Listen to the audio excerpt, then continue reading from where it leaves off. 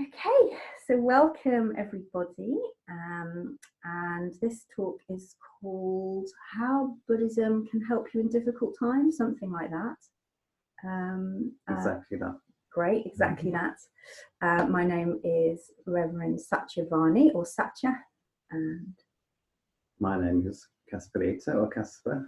I wasn't sure if you were going to introduce me then. No, I didn't know either. And we run, for those who don't know us very well, we run a little Buddhist temple in Malvern in the UK. And we usually offer Dharma talks in the temple on a Saturday morning sometimes. And obviously at the moment we can't, so we thought we would do it here instead. So thank you all for coming. It feels like we can see you along the top of our screen. It's like you're in the room. Nice little arc of chairs. So people listening today are a mixture of people who know about Pureland Buddhism and those who don't. I'll maybe begin with a very, very brief summary of how we practice, the practice that is this tradition of Buddhism. There are many traditions of Buddhism, just like Christianity, and they can resemble each other almost not at all. And we are Pureland Buddhists, which is a Mahayana form of Buddhism, very popular in Japan. And the core of our practice is that we connect with the embodiment of infinite love through a Buddha called Amitabha, who is the Buddha of infinite light. And we do that by saying the name of that Buddha. And we say the name of that Buddha, Namo Amida Bu, Amitabha, Namo Amida Pho in different languages, as a way of kind of plugging in to that source of compassion and acceptance and patience and wisdom. So in a very, very brief nutshell, that's the way that we practice here. It's quite a devotional practice. We do meditation, but that's not the foundation, that's not the core of our way of taking refuge. All Buddhists take refuge, and we take refuge through saying the name of the Buddha. So I wanted to controversially start with a book which isn't a Buddhist book. Richard Rohr, some of you may know, who is a Franciscan father, and he writes beautifully about love, and love is really at the core of all great religion and great anything that's good in the world has love at the core of it. And this sentence that I read really stuck with me in the context of the situation that we're in, which is an unprecedented global crisis. So he says that from the very beginning, God's love has never been a worthiness contest. This is very hard for almost everyone to accept. It really makes me smile, that quote, because I recognize so deeply how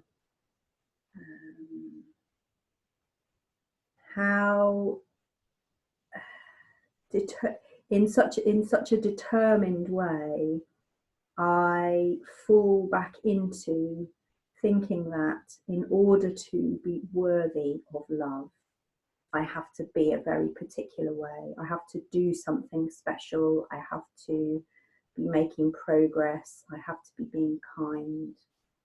And the suggestion here from Richard Rohr, at least, is that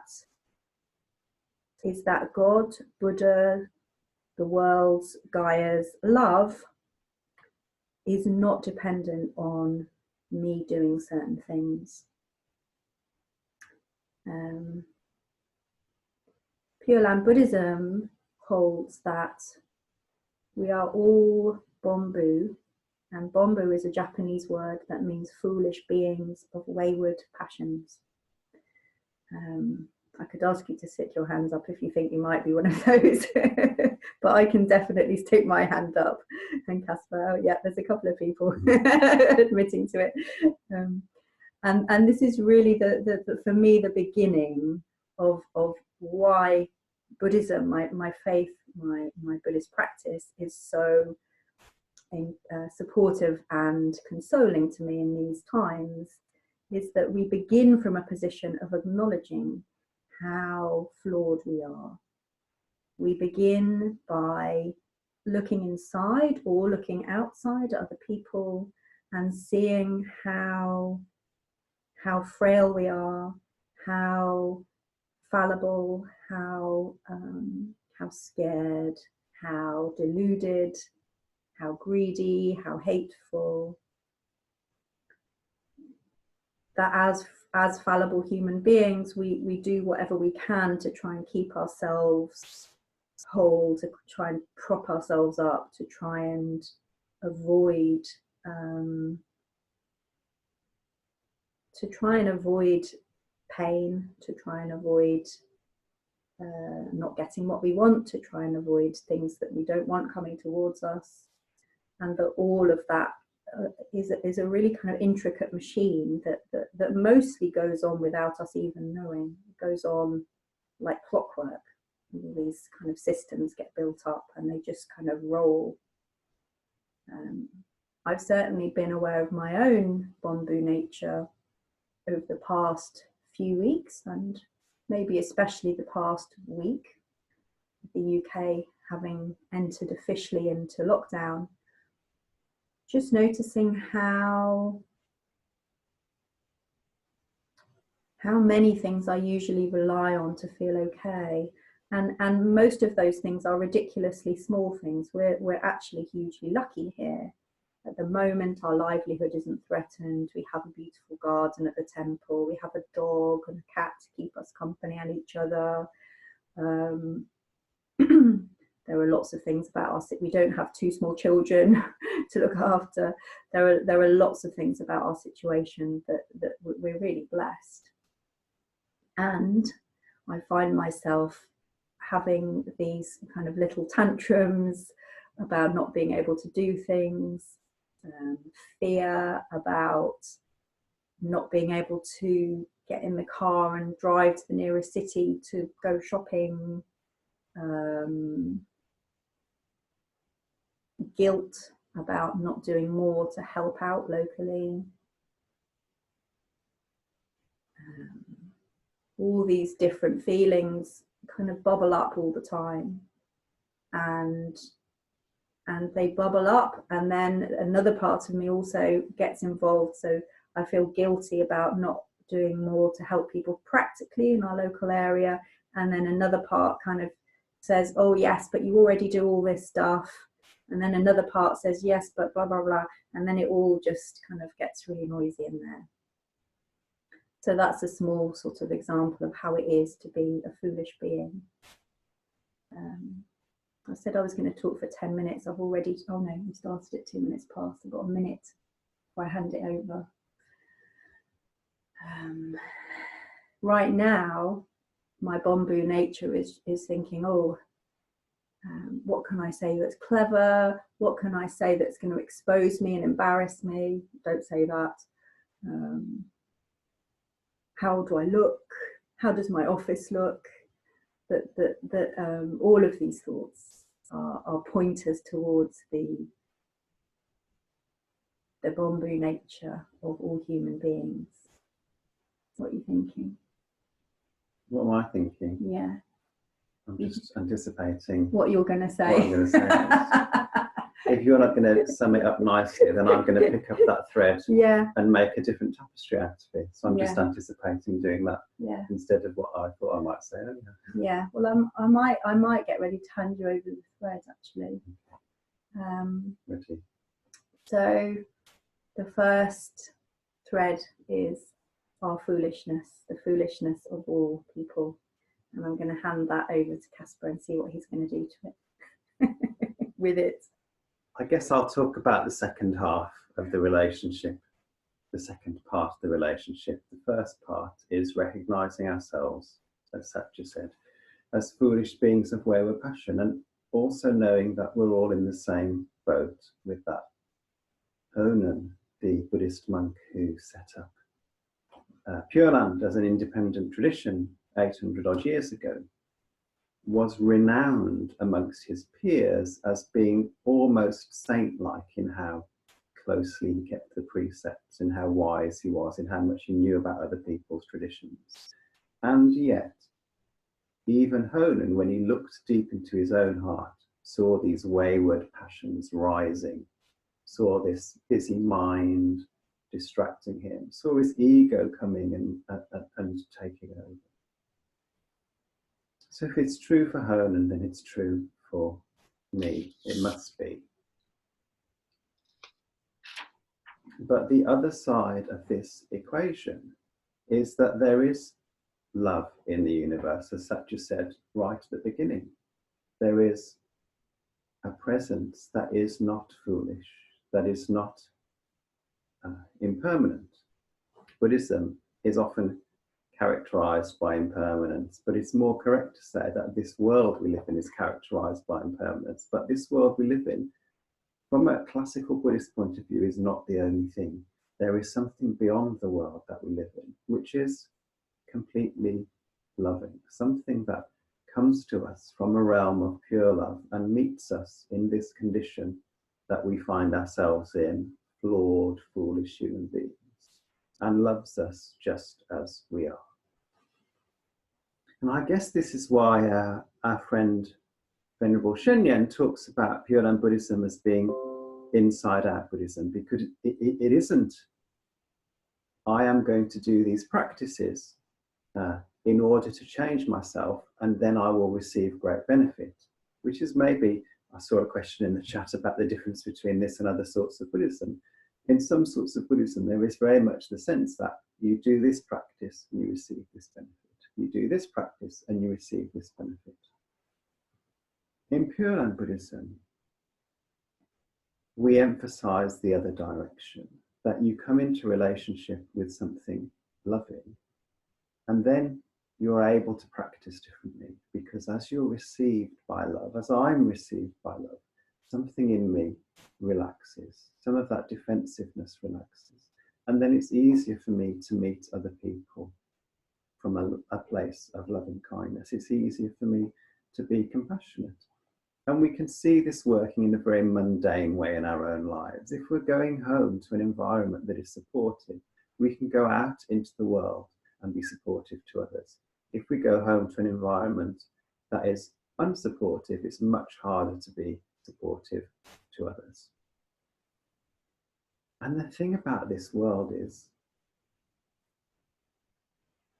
it is guaranteed that support will always fail at some point, because that's the nature of human beings, it's the nature of samsara. And yet the Buddha's support is always available. So we do this practice of plugging ourselves into something that is always available. Now I can relax. Now I can feel at home. And from this place, I can reach out and begin to offer things to the world. And that is a process that happens in an instant, and it is also a process that happens across many lifetimes. As each time we come into relationship with the Buddha, there's a deeper layer of settling. There's a deeper layer of relaxing. And then perhaps we go into the world and the anxiety and the agitation comes, and we come back to the Buddha, we say the Nimbutsu, something in us relaxes again. And over many years of practice, that depth of settledness deepens. And even if we become agitated, it's settling down in that to that deeper level. So I suppose Buddhism can help in difficult times, because from any moment, at whatever point we are in our life's journey, we can begin to experiment with the idea that there is something beyond impermanence, that the Buddha is there somewhere, accepting us just as we are. And in a moment, that can make a difference. And it's also true that over many years of doing that, there is something cumulative, something that settles in a deeper way. Both of those are true, the timeless and the over time. So foolish beings, Buddha, our practice, bringing them together, making the connection between the flawed and the completely loving. And this is where all the gifts of spiritual practice come from, all the virtues that you hear about in Buddhism. They are the fruit of this meeting. Okay? You're handing me back the baton. Whatever it is, a thread, a baton, a mixed metaphor. Yeah. When I give talks, I've said this before, but I'll say it again. I have the question: what is it that people are needing to hear? What is it? What are their questions? What are their? And we'll ask you in a minute your actual questions. But there's a sort of a curiosity about both what needs to be heard, but also what needs to be spoken through me. And I don't really know where I'm going with this, but there was an experience I had this morning that I wanted to share. I've had quite a turbulent week. There's been things happening here in the temple that have been difficult to manage.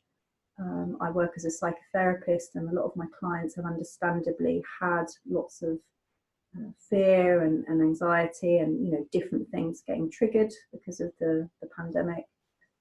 And I've also had my own kind of process about the new world that we find ourselves in. And I've been quite preoccupied by that.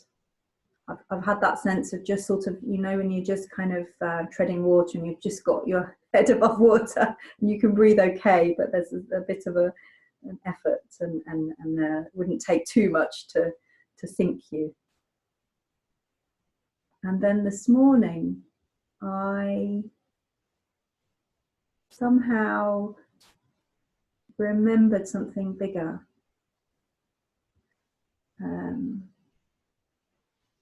And I had the space to decide to watch a film that somebody had sent me. A Dutch filmmaker came to film me a couple of months ago for a film he was making about eco-activism, and as a thank you or to show me what his films were like, he sent me a link to see one of his films, which was about Plum Village, about Thich Nhat Hanh's community in France.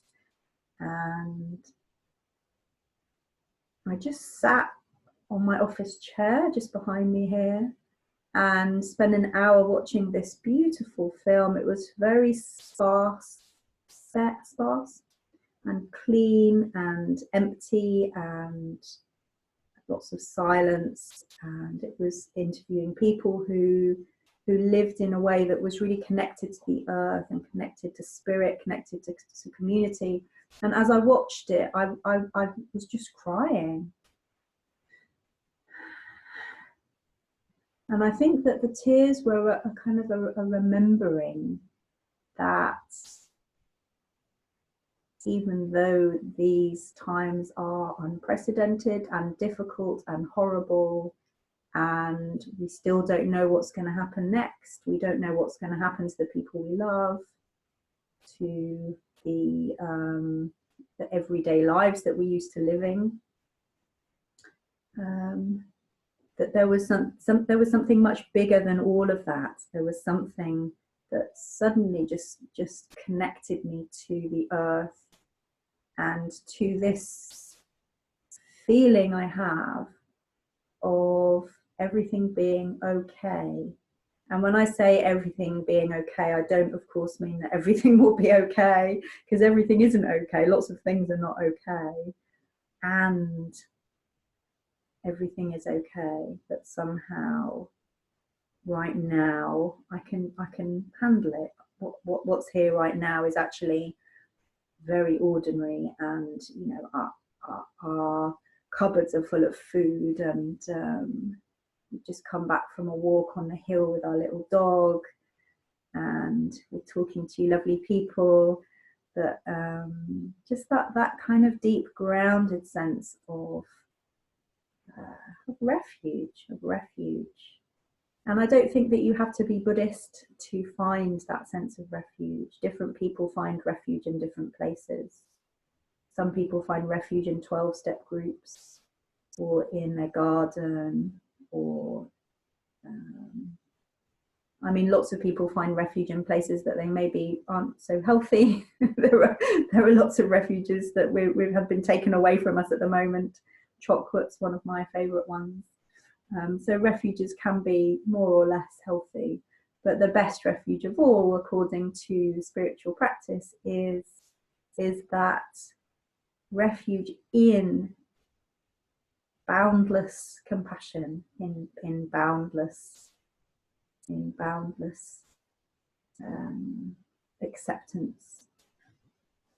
And I think that the other thing that happened to me this morning, as I was moved to tears by this film, is that I was also seeing myself through the eyes of the Buddha again, and I was kind of feeling fonder of myself again, and fonder of the critical parts of me that are critical of me and critical of other people, and everything just kind of softened. Yeah, and I felt grateful again. I think that when we connect in with refuge, we can feel grateful even in the midst of horrible places and horrible things, that there are little spots that we can receive, little bits of light, little bits of chocolate, I want to say, little flowers that we can feel pouring into us. And I think that they're pouring all the time, but a lot of the time we forget to see, we forget to hold our hands out, or forget to taste them. Yeah, so I feel like I'm getting ready to hand my threads back over to Caspar. So, hand gestures make me think of the Buddhist mudras, the way that the Buddha holds his hands. And I've been remembering two hand gestures as Satya was speaking. This hand gesture, which you can try and see how it feels in your body if you want to, is the gesture of fearlessness. This is one of the gifts of being in relationship to unconditional love, that we can have confidence to meet whatever is coming towards us. And sometimes that confidence is about this energy. And often when a Buddha does this with one hand, his other hand, I'll have to move, I think. You imagine it down here, but it's, how can I get on the camera? Is doing this.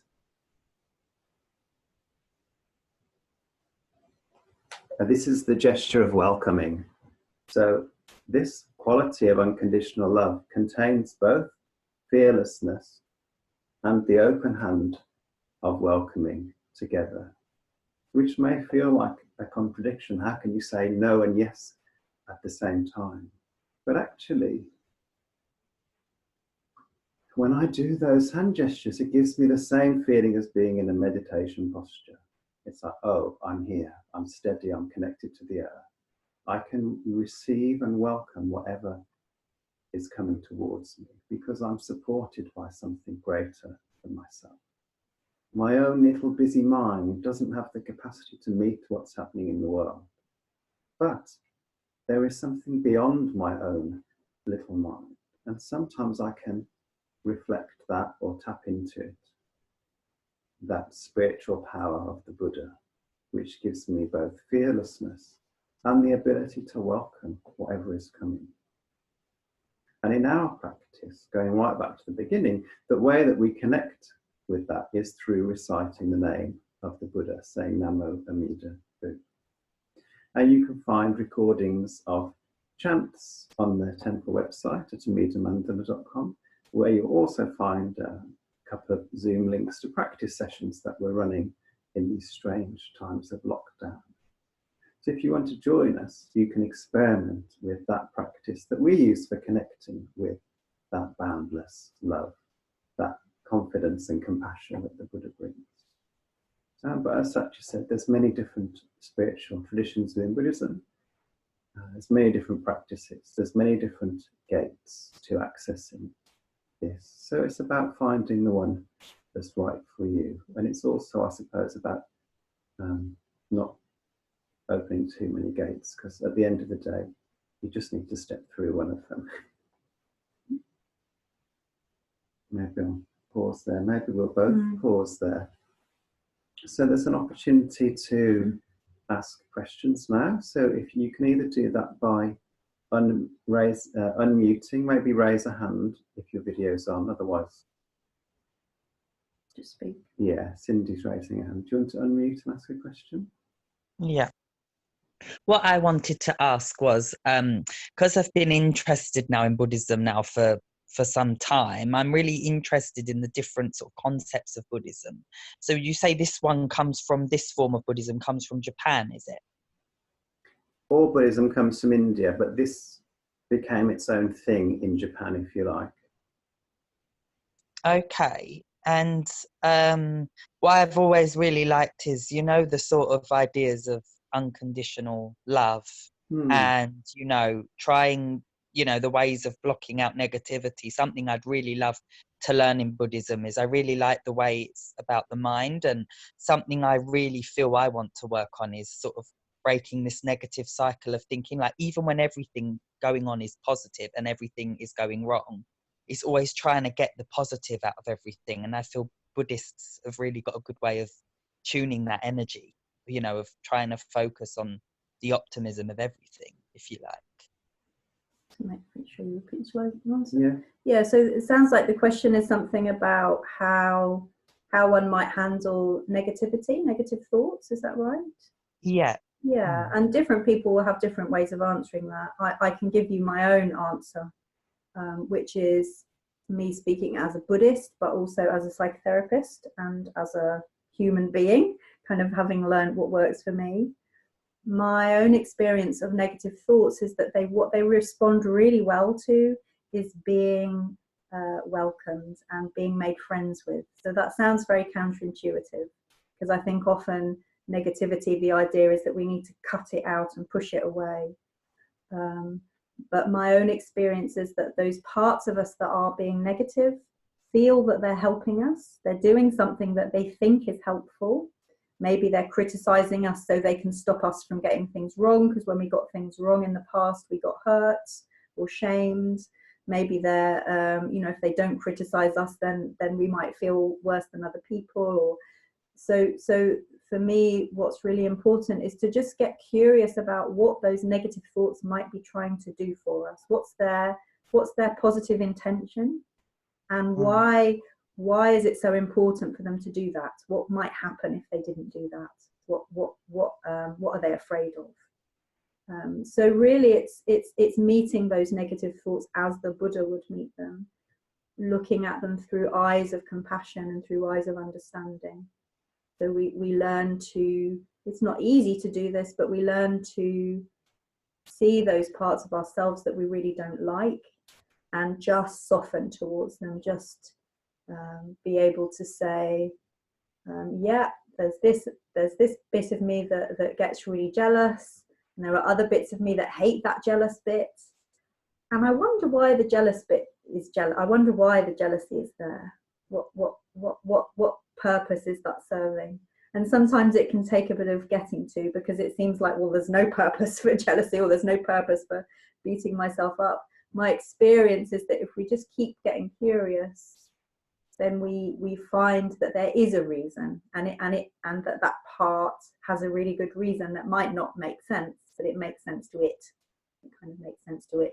And I feel the same thing about people that do things that are unskillful. So people who are violent to other people who steal things.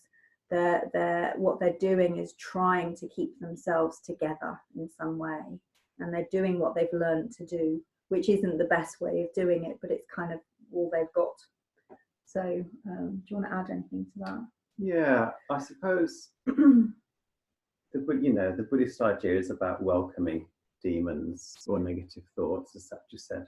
I really like the image of depression as being the black dog, and sometimes I'll say to my clients, just invite it. If you notice it hanging around, just make a space for it by the fire and let it know that you know that it's there, and then that you're going to carry on doing whatever you're doing, sort of thing. So it's really, as Satya said, just working towards being kind to all the different parts of our system. And what helps me sometimes is to remember that on days when I can't be kind to other real people in my life, usually there's somebody who isn't getting irritated by the person I'm getting irritated with. And if I can see that, it reminds me that, oh, it's not that they're inherently irritating, it's just that there's something in me that is blocking my compassion today. And that's true for the parts that irritate me about myself, or the thoughts that come in and irritate me about myself as well. If I can't see them in a kind, compassionate way, it isn't necessarily because they're inherently irritating thoughts. It's just because right now I'm not in a space where I can receive them. So doing my practice helps me get back into this fearless and welcoming state with my own thoughts as much as it does with the world.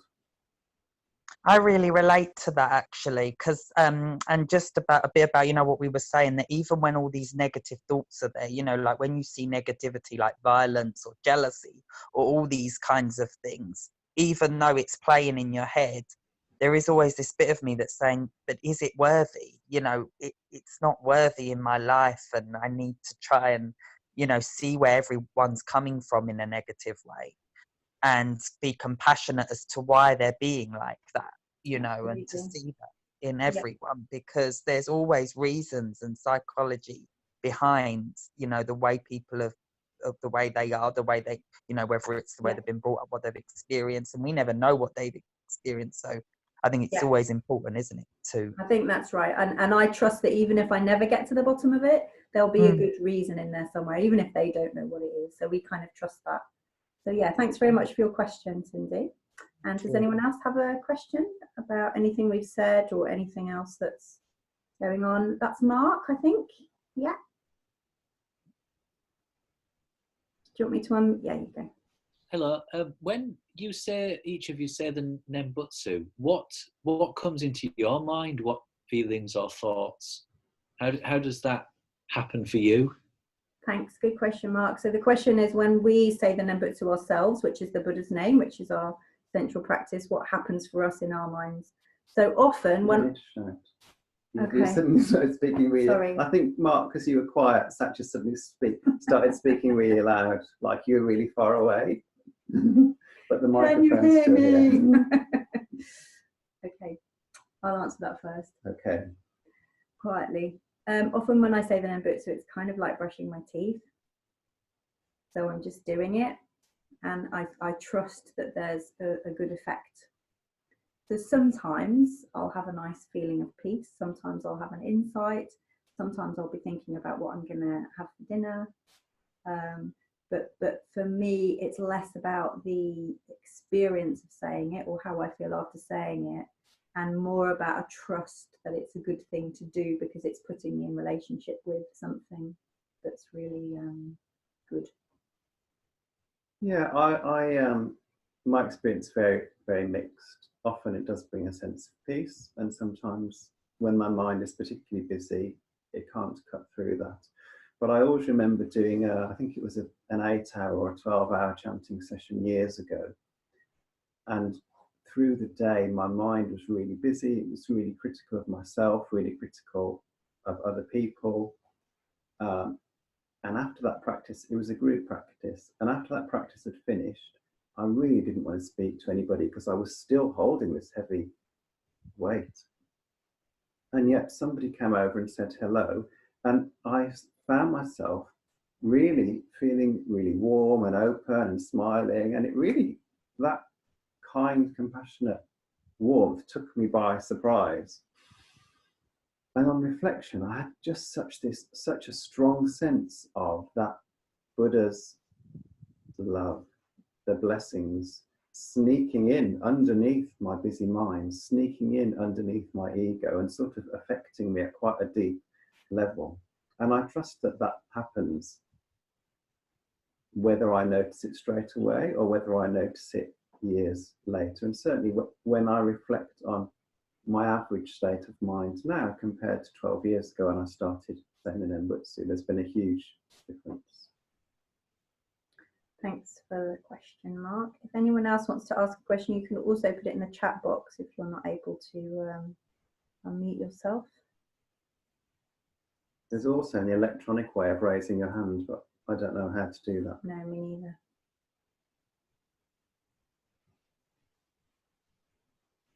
You have a few more sessions, is it coming up too, right? Yeah, we've got some practice sessions. Could you repeat the question? Oh yeah, so there was a question about what have we got coming up. Yeah, so this evening at 6 o'clock UK time, we've got a listening sharing circle where people can just come and check in. We start with a Buddhist reading and finish with a little bit of practice, and that's just a check-in space. And then on a Wednesday evening at 7:30, we've got our practice session, which includes some chanting, some quiet sitting, and a short talk as well, and reciting some literature together. That's every Wednesday, and the listening circles every Saturday. And then periodically, we will do these as well, but I don't know that we've got the dates in, but we will do some more of these as well. It's all on the website. Okay. Thanks. I'm wondering if that might be all the questions for now. Yeah. So thank you all very much for turning up. Thank you. It's good to see you. And yeah, hope that you have a good weekend. And we'll see most of you again at some point, I'm sure. Namo me to boo. Namo me to boo. Yeah, sending love and stay safe. Bye-bye.